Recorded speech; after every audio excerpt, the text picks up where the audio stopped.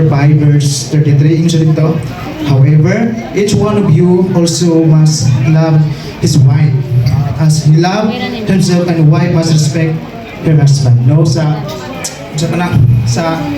red light man gid ay kas tanabang ang pag-respeto gid sa imong asawa, labi na kami sige basta ang pag-respeto niya ng. So before ni mo ihungit, naamoy istorya karon. Okay? We'll begin with bride to groom. Okay, bride? Aside of saying I love you, what else could be the sweetest message or line nga imong iingon sa iya karong gabi una? Paul. Okay, so dapat ka na tinudanay do matubag ha. Tell us tonight kung sa'y ginabuhat ni Christian pag maglambing or sa manihang act of sweetness sa imo ba? Sige, more of act of service si Christian. Kaya, murag ka ba na po siyang siya kung ano ba, nangana. So, act of service siya, gusto mo siya ka ng murag ka ng, sa banbe, ka ng, oo, yan na, mga para ng, mga ginagmay ng mga butang-butang. Na sa father. Palapakan sila. So dapat mangilag partner ng act of service di ay. Okay, how about sa po niyang act of sweetness sa imuha? Kanang pag-atiman sa mga abot na po, kaya mo server ng mga buwan. Panhapon, abot po, kuman. Automatic po. Doon to sumama sa lahat po ng single sa sana all. Okay, so try.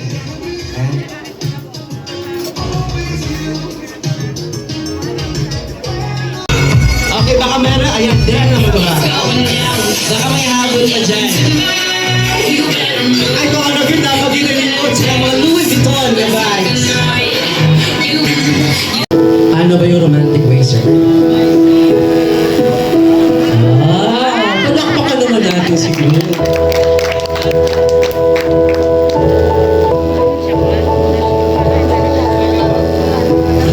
The stars, look how they shine for you. Hoy, picture na po din. Ay, usap. 1, 2, 3, go!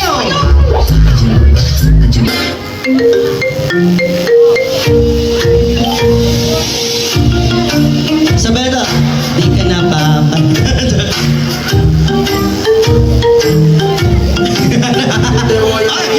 Ibigay po natin ang malakas sa palakpakan, sigawan at hiyawan.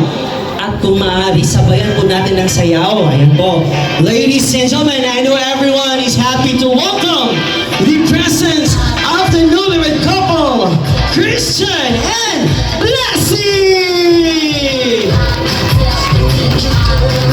Come on everyone! Nasa na po palakpakan? Ayan. So, before we begin the celebration, to acknowledge everyone from the entourage, down to the principal sponsored, and down to the newlywed couple, let's first acknowledge, ayan po, and welcome the presence to the one who made us and to the one who gave us the perfect love tonight. So let's acknowledge the goodness of the Lord into the midst. And let's first worship His name by this song. So sa lahat po na nakakalam ng kanta, sabayan po or magsabayan po tayong umawit. Tapos ibigay po natin ang ating mga papuri sa Panginoon.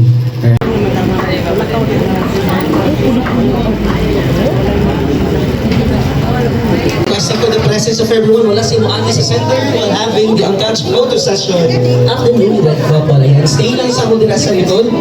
Natin photo booth sa gawas, bali mami at pelikula. Ayan, ay goodness.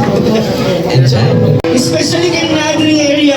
Ayan, pwede mo mo-occupy sa itong photo booth. You can enjoy photo booth for bringing up sa memorabilias no, mahimong dili malinta na atong celebration karon. Especially sa atong mga ninang at ninong ni Amanda. Ayan po, enjoy po kayo ngayon. Wow. Everyone requesting your presence na ato sa limyuhan.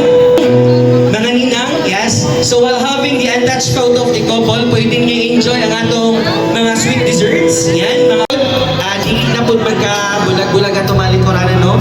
Kung asa mo nakalingkod karon, pwede na po ninyo ng dumduman o dira na po po mulikod by the time na magsugod na ta. Okay, and once again, I would like to request everyone to settle down na ta while waiting. Ang ato na mga head count intended sa katong mga dagko yun. So, na may mga bata ang gagmay nga bitbit kauban ninyo, nga bearable ang inisag ko nga nga mga guests, especially sa mga relatives towards groom and bride, makalingkod ug maka-occupy din sa mga bangko. Again,